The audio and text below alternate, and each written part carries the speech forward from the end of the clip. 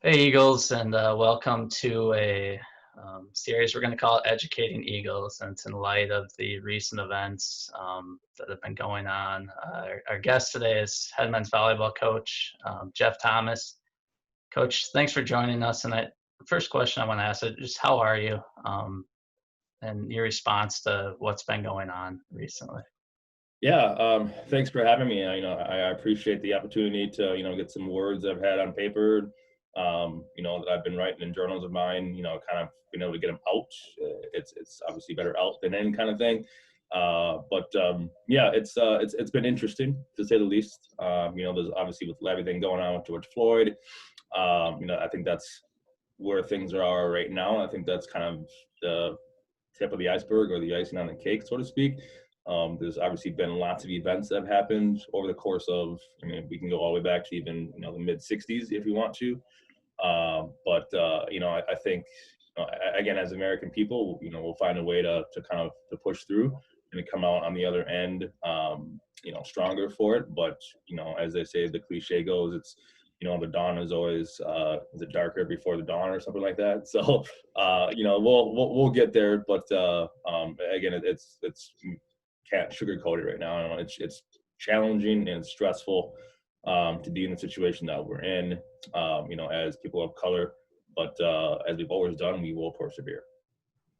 One of the things that made me want to do this, there are a couple of things last week I saw. One, a tweet that you shared about what we can do, and it's educate ourselves. And then another video that you shared, Emmanuel Acho, Uncomfortable Conversations with a Black Man. And I would encourage anybody, if you haven't seen those two videos, to go do that.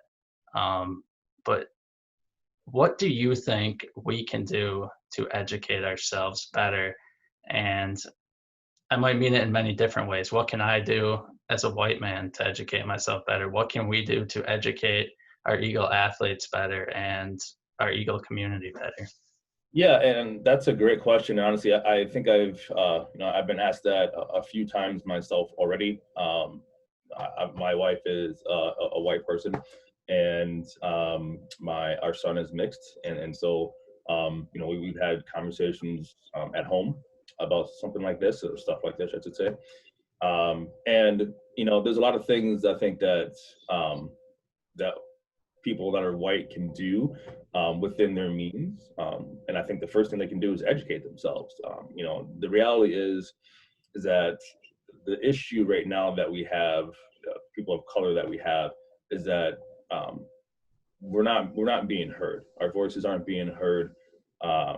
We've tried multiple times over the course of history. The list goes on and on and on of events and things that we've tried to do as a Black community to raise up, to stand up, to let people know, hey, look, there's social injustice, there's racial injustice happening. But until people who aren't of color can really experience and see what's going on through our eyes and see what's going on, really truly see what's going on through our eyes. Again, I kind of call it willful ignorance. Sometimes people that are from small areas, small towns, they're only going to know what they're only going to know based off of their want and desire to want to know more and to step outside those bounds. And so educating yourself is a great start. So educating yourself can look many different ways. Can look like simply just picking up a book, that's and going through history. That's something that seems so old and outdated, but still is very impactful because that at least gives you some grasp of the things that our people have had to go throughout the generations, throughout the decades of being held back and being held down, being oppressed. Another thing that people that aren't of color can do is they can pick up their phones. Right now there's a lot of things that are out there. The camera phones are I don't want to say they're our best friends, people of color, but I mean a lot of these events, as it's sad to say, I feel like a lot of these events that have happened, Brian, if they weren't on camera, they probably would not have gotten any press. There's a lot of events that I can go on and on and on about, Rodney King and the kid that was like 12 years old that got shot in Cleveland. And just lots of events that have happened where if camera phones weren't around, or cameras in general, I don't think people would even know about it, or even much less care. And so, just picking up simply your phone, which you're all attached to already anyways, is an easy thing to do. And you can YouTube stuff. You can obviously Google stuff, and there's articles, and there's press releases. There's lots of stuff out there to read about, to get fully educated on what's really happening to the Black community all over the country. Because obviously it's not just local here in Madison, Wisconsin. It's everywhere. So that's one big thing, is educating yourself. Again, I like to talk about being uncomfortable. Like right now, having this conversation, I'm not at ease with having this, because it's a very controversial topic. But the reality is, you need to have it. This conversation needs to be had, because again, it needs to spark change. And if you're not willing to be uncomfortable, then you're being willfully ignorant personally. And I think that goes on both sides. So like myself, as a person of color, if I'm not willing to have a conversation like this, where I'm able to get some things out there, so people understand where we're coming from, and to put some knowledge, kind of behind some of these events that are happening, because people are asking, why are Blacks rioting, and why are Blacks doing all this and storming and destroying their own cities? Like, to put some knowledge behind those events and those things, it's powerful. So getting the education that they need to be able to really truly understand where we're coming from, I think is the best place to start. There's rallies that they can go to as well. I know there's one rally that's actually pretty close to our campus here at Edgewood College that's actually happening tomorrow. And I believe it's tomorrow from 3 p.m. until 5 p.m. And literally it's a lot of our student unions. So I believe our Latinos, our people of color essentially, are going to be down on Monroe Street, and they're literally just going to be doing another peaceful protest. That's a great opportunity to get out and be a part of the change, be a part of the move. So those are great places to start. And continuing with the conversation about educating, you have shared with me many different things over the past couple of weeks. I'm curious if you wanted to touch a little more on some of those. One of them was the $100 race. One of them was an article of 75 things white people can do. There's been other things. Do you want to maybe touch on a few of them specifically? Yeah. So the video that I posted on my personal Facebook page, well, there's a couple. Right? Obviously, the Emmanuel Acho one that you mentioned before, that's powerful. And again, if you haven't seen either of his episodes, he actually has 2 episodes now. They're out. I highly suggest watching both of those. He's a very smart individual. He actually is a ESPN analyst, so he's got a very credible background. But obviously, being a person of color, a lot of his stuff he speaks on is from personal experiences, like a lot of us do. But the video that I'm speaking of that I posted to my Facebook page is I'm not sure who actually can get the credit for posting this, because I think it got reposted a few times. But again, essentially, the brief overview of this video is it's I believe a football coach of some capacity. I'm not sure what level he coaches at, but he takes a few teenagers, I think about 20 or so odd student athletes out to this field, and he has them line up on the side of the field as if they're getting ready to run this race. And he says, okay, well, the winner of this race wins this $100 bill. He pulls a $100 bill out of his pocket. Now, a lot of us have seen this film or this clip, and I think it's about a 3 or 4 minute clip, but not all of us, I don't really truly understand the gravity, I guess, of this or the meaning per se of this film, because it's very impactful, which is why, again, I posted it. But he goes on to have everyone line up on the sideline, whatever, and then he starts asking some questions. And the questions that he asks these student athletes are, at the time, you would think just very basic questions. Questions like, if you had access to internet when you were growing up, take 2 steps forward. If you had both your parents living in your household with you as a child, or currently right now, take 2 steps forward. Things like that. And again, those questions to everyone, to the wide group of people that are mixed kids, so there's white kids and there's black kids in there, seems basic. But then as you start watching it more and more, as he asks, more and more questions, you start to see the only people that are moving forward to essentially get a head start are people that are white. And so there may have been like one or two black kids that took a couple steps for whatever reason. But the reality is the image is what really speaks words here. Obviously the words that he's asking and the questions that he's asking speaks words as well. And you can kind of obviously dissect what he's trying to do basically the moment he starts asking some of these questions. But the point is, once he gets done asking these questions, I think he asked, again, 10 questions, you look at the field as an overview, and again, all of the white people are about halfway already to the other side of the field before he even says go, and then there's every single black kid is on the start line. And so he finishes his statement by saying, essentially, look around you, look at the person next to you, look at the person in front of you, look at the person behind you. And he asks this question, he says, does this look right? Is one of his questions, or something like that. And the reality is, again, the message here is that there is such a thing called white privilege. And I think for people that aren't of color to say that there isn't such a thing as white privilege, I think is, again, it falls back into my category of that willful ignorance. I think those are just certain people that just don't want to know that there is such a thing like this, or that it even exists, because they just don't want to step outside their comfort zone. And so again, all of these things keep circling back around to the, Emmanuel Acho episodes of having an uncomfortable conversation with a black man. You need to be uncomfortable. And again, if we're not willing to be uncomfortable, we're not going to be able to learn and expect any change, because we're going to expect more of the same. And more of the same from the black community's perspective, it's not going to fly. I think everyone's just tired. Everyone's fed up with more of the same.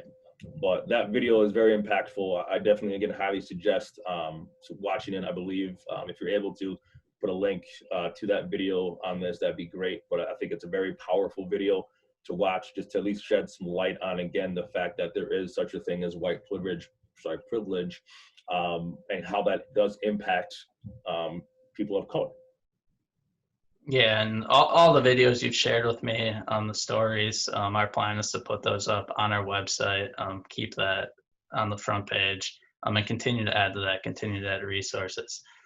I would like to ask, I feel often we can learn with stories, and this may be an uncomfortable question, but if you can provide maybe a story or a moment. I know in the Emmanuel Acho first video, he talks about how he always has to be conscious of what's going on, and it's something I've never really thought about before. And I guess I'm just curious if you can provide a story maybe as it relates to that, or maybe a story of racism that you've experienced. Yeah, I mean, there's, in the years I've been on this earth, there's so many stories I could, pull out of thin air that are, from either my childhood, even before I was even born, obviously to present day. A couple stories that come to mind for me, I guess, as a young black man right now. My parents, even before I was born, so I'm the youngest of four, my parents are from the South, and they're both educators. And so before they even had kids, this is in probably the late 60s, I would say, down in Louisiana, where Louisiana, if anyone knows their history, were one of the last few states to really desegregate. And so times were rough for them in general, especially because they were educators and they were trying to get jobs in white schools. So my parents had a really rough go of it. And, I appreciate everything that they have done and that they did for us, even before we were born, to even give us as kids the opportunity to make something of ourselves. But there were countless times where my mom and dad, were working as teachers trying to find jobs. I actually have one specific example where my mom was not only the first female teacher, I think, maybe not the first female teacher, but she was the first black teacher. And I think, yes, the first black female teacher in this school that she got a job in down in Louisiana, again in the late 60s. And this school was like either the last or one of the last schools to desegregate in the state of Louisiana. And so imagine the things you guys have read about in your history books and your textbooks, that's what literally both my parents lived through. Being called every single name in the book, essentially being hazed as they're coming to work. I mean, just essentially being segregated while they're at work. Like, you have to eat lunch over here. Your office is next to the boiler room. I mean, like, it was pretty bad. So that's just to start things off. And again, that's one big reason why they moved away from everything that they knew, their family, their brothers and sisters, and decided to just uproot themselves to the middle of, essentially at that time, nowhere, which was Wisconsin, to again start something better for themselves and to start a family. I've experienced things in my early childhood, as a not even before I was even a teenager, as a young kid, like in my 8, 9, 10-year-old age, I'd be the only black kid in all my classes, like I've always been. And something at the time, when you're 8, 9, 10 years old, you don't think it's racist because you don't really know any better. Like my son right now is 8 years old, and he probably wouldn't know any better either if this happened to him. But I had a lot of white friends, and a lot of my white friends back then would like to just touch my hair, and they would touch my hair as if like I was like an experiment. Like, oh, let's touch his head. I want to see what it feels like. Like, it looks different than mine. And again, at that time, you don't think, you're 8 years old, 9 years old, whenever it was, you don't really think that that's something that is, one, should happen, and two, like, that you should feel any different about it, because you just think at that time, my kids, my friends are playing with me, I'm whatever. But as you get older, you realize, yeah, it's outward racism, just not, it's not, it wasn't intentional, but it's still there, and it's still present. And then, when in my teens, obviously starting to get into sports and stuff, and being active, not one specific example stands out, but I mean, again, being the black kid on all of my teams, whether it was basketball, football, volleyball, everyone has said this before, but like, you feel like you're the token black kid, that everyone looks to, and everyone has to, I don't want to say tiptoe around, but you just feel like you're not really ever part of the team, because you either have to do more, or you have to watch what you say or watch what you do, to kind of fit in. So you just never really feel like you are truly part of that team, because you're, again, I don't say the ugly black duckling, but you're the only one, oftentimes. So that was kind of stressful, I guess, when growing up when I was a teenager, then going to college and stuff like that, and becoming a young adult. There's been countless times, I've run into things, examples. I can give you 2 examples here that happen. One that happens all the time, and there's another situation that just actually happened recently to me. But one example that happens all the time, to me is, I'm a nice person. I was raised by nice human beings that happen to be people of color, where, they instilled those values of respect. You respect where you come from, respect, your parents, respect your elders, kind of thing. And I've always been a person to hold doors open for people, whether, doesn't matter if you're young, if you're old, if you're tall, you're short, you're black, you're white, male or female, doesn't matter. I've always been that kind of person, because that's how I've been trained. That's how I've been conditioned. And it constantly happens, when I'm out in public. This has just happened about 2 weeks ago, where I was out getting my car washed. And you drop your car off, the car goes through the conveyor thing, you have to go inside to pay. And as I go inside to pay, I open the door for myself to walk through, and then as I'm waiting after I pay, then I wait for them to dry it off. As I'm waiting for them to dry it off, there's I don't want to say an elderly lady, but she's probably in her, I would say, like mid to late 60s, who walks up behind me after she pays for her vehicle, and we're both waiting. We're sitting there in the waiting area where we can both see our cars. And hers gets done at the same time mine gets done. So we both go out there, and I'm in front of her. So I, as a polite young gentleman, I open the door for her so she could walk out before me. And I could see her clutching her purse, like not like, with a death grip, but I could see her like she had a loose grip on it. And then as she got close to me, she kind of held on to it tighter. And then she looked at me as if like I was like, again, an experiment, and then like just kept walking. Didn't say thank you, didn't do anything, just kept walking. And again, that would infuriate just about anybody that, that would happen to. Doesn't matter who it was, but obviously, it happening to me in my entire life all the time. It's just one of those things that I've just been conditioned to accept now, because this is the norm for me. The other situation that actually just recently happened, my wife and I and son and I, we all went to Milwaukee to visit my wife's brother and his family. And we were out just having a good time. Actually, I think Friday night we went to go just hang out with them. And then Saturday, I actually got up the next day to go golfing with him. But we were hanging out Friday night, and this just happened a couple weeks ago. And we were hanging out in his backyard, all having a good time, whatever. All the kids were all playing on and stuff, whatever. And they were hitting some wiffle balls in their backyard. And one of the balls went flying over the fence into the neighbor's backyard. No big deal, right? The ball just flies over into the neighbor's yard. You think, you know what? Cool, just gotta go get it. Not a big deal. And you know, their entire like neighborhood, there's like 4 or 5 houses of like people they know that they hang out together. They've been hanging out all quarantine, and so they've been talking. So like they're just each people go they go into each other's yards. So it's not like they don't know each other. So they're very friendly. But obviously, me coming from somewhere else and me not knowing anyone who lives there, like I know them. I told them, I said, I know I'm not comfortable going into your neighbor's yard because I'm not from here. And then it didn't really, I don't think, register to him until, again, the light of the things with George Floyd happened and all these things have been going on.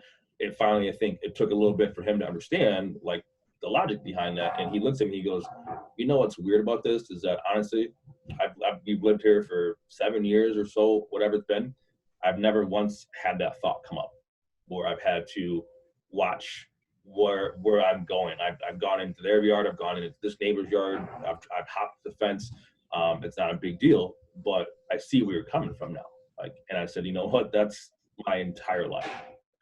That I have every move I make, everything I say, even how I dress. Like just like Emmanuel Acho said, like it's you have to calculate every single move you make when you leave your house, because this could literally be the last time you leave your house for people of color right now. You could literally make one wrong move and get pulled over.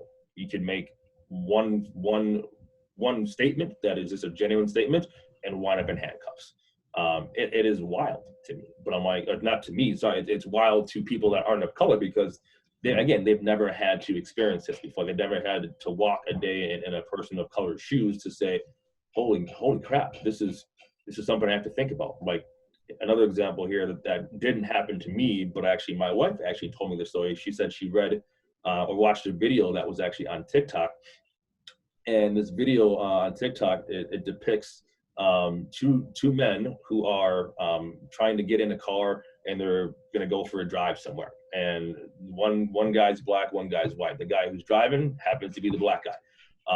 And even before the black guy turns the car on to get going and put the car in gear, he gets out 3 things. He gets out his driver's license, he gets out his proof of insurance, and he gets out his registration. And he puts them together, and then he puts them in his visor of his car, of his vehicle. And his white friend in the front passenger seat asked him in the video, "What are you doing?" Like, he's just dumbfounded. Like, "What are you doing?" I have no idea why you're doing this. And the black guy goes, "Well, this is what I have to do when I drive anywhere." And the white guy goes, "So wait, you have to get in the car and get your license and your registration and your insurance put together? Like, and then you keep them together. You do this every single time?" And then again, the white guy is just completely dumbfounded, as if like this makes no sense to him. And the black guy goes, "Yeah, this is every day in a black man's life." But it's true. No, it's very true. And again, those are just, again, some situations that have happened, some of the things, just barely scratching the surface of things that have happened to me in my life and things that I've heard. But like I said, this is an ongoing thing. It's something that, in order, again, I've said this before, things kind of intersect and kind of connect up with each other in terms of this has something to do with this has something to do with that. I think everything that I've been talking about thus far, they're all connected.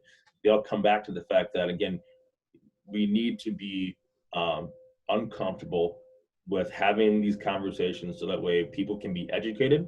That way we can't have people that are just trying to be ignorant out there because they want to be, because they don't think that this affects them or they don't think that there's anything going on. We need to be in this situation right now so we can really spark the change. But the true sad part here, Brian, is that people of color right now, we don't have, our voice has been taken away. Our voice has been constantly oppressed. Our voice has been constantly suppressed. And I mean, think of, again, the Colin Kaepernick. Think of things like, situations like him. He used his platform back in 2016 in the NFL as a professional football player to voice his opinion on social injustice, and racial injustice. And it wasn't like he was, again, burning buildings down. It wasn't like he was doing anything crazy. He was taking a knee to take a stand. And he had a few people join him, and that got turned into something where it was him not being an American, and it was poo on the flag and all this kind of stuff. And I'm like, excuse me, it had nothing to do with the American flag. It had nothing to do with the flag or not wanting to support our troops or any of that stuff that it got turned into. It started, and it should have only been focused on the injustice that was happening to people of color, which was his main idea. And again, his voice got taken away because he got kicked out of the NFL, and his whole platform got turned into something that it wasn't. And so he got muted, he got muzzled, he got suppressed. And again, other things. There's been other countless things too, in decades past where same things happen. We've tried to peaceful protest. We've tried to, to march, as a Black community, and we've gotten arrested. We've gotten mauled by dogs. We've gotten sprayed by water. I mean, the list goes on if you read history books. So the reason why I bring all this up is because, again, it comes full circle to the fact that as a Black community right now, we've tried. It's not for not trying. It's not for not putting forth effort to get the change that we're looking for. And again, right now, I think I speak for myself as a Black person. Like I'm physically, emotionally, and psychologically tired. And I've only been doing this for 38 years, So my parents, my dad, who's 75, my mom, who's 73 years old, they've been at it for a very long time. And their parents who have gone and passed on, and their parents who have passed on.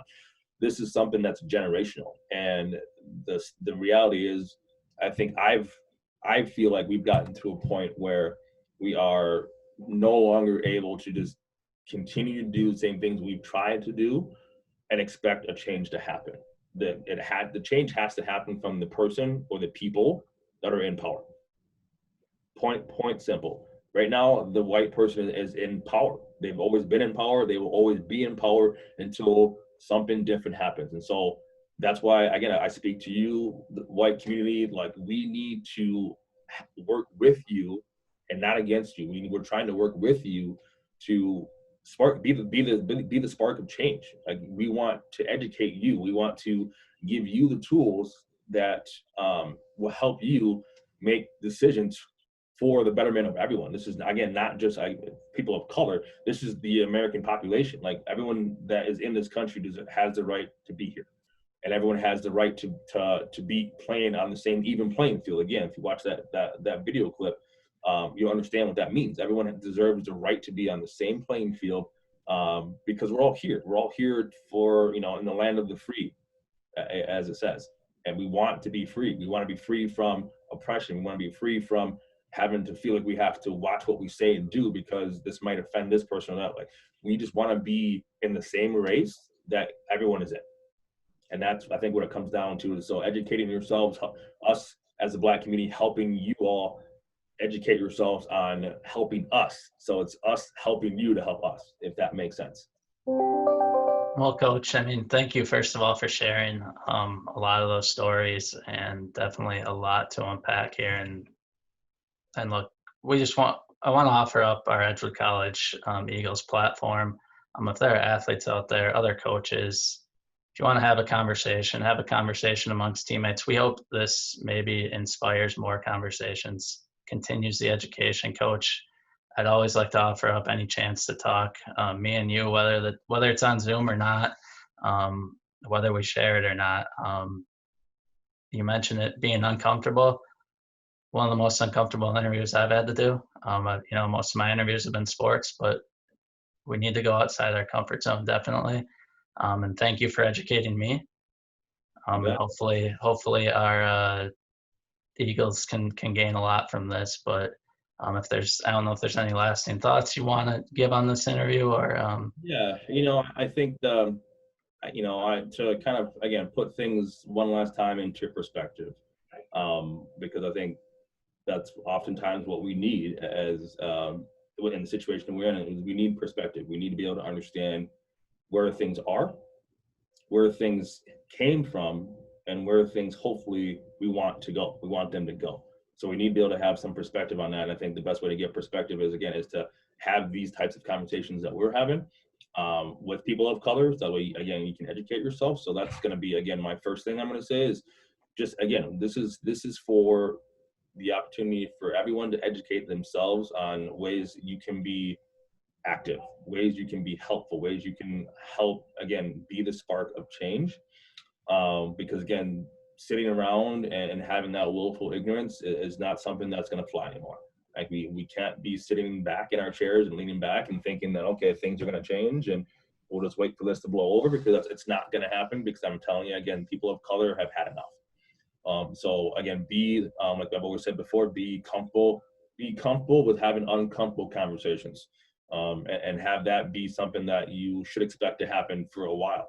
Again, this is not something that's going to take a week or two to blow over. This is something that's going to take probably the rest of 2020 and then some to really start to get some traction. But again, it starts with you. It starts with you wanting to be that spark of change.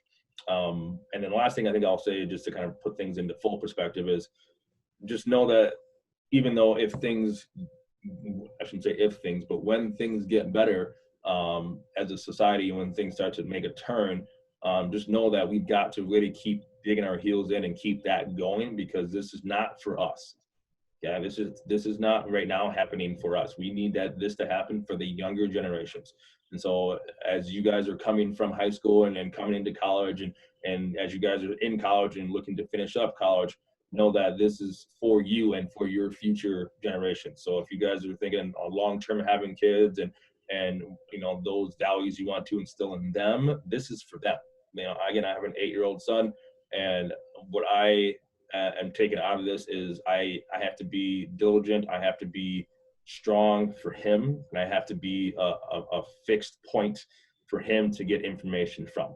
And so right now he's in that age of the bliss, where he's 8 years old, and that's the opportunity for him to play and have fun. But as he gets older and starts asking questions, that's the opportunity for me as his father of color to give him information on how he should live his life, just like my father did for me, and so on and so forth. So again, this is for our younger generation. So now is the time.